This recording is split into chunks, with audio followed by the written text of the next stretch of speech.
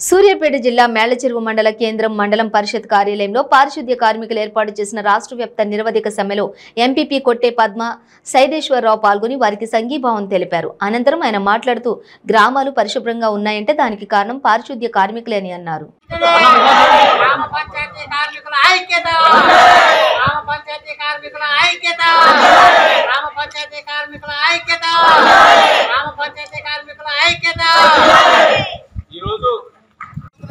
ఎందుకంటే ఇప్పటికే గ్రామాలలో కానీ గ్రామ పంచాయతీ కార్మికులు సమ్మెలో చేస్తుంటే సమ్మెలో పాల్గొంటుంటే ఇలా గ్రామ పంచాయతీ కార్మికుల మీద అనేకమైన దాడులు చేయడం జరుగుతున్నది.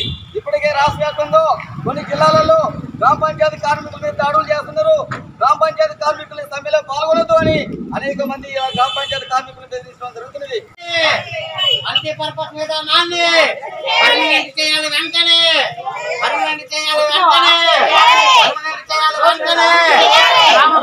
కార్మికుల ఐక్యత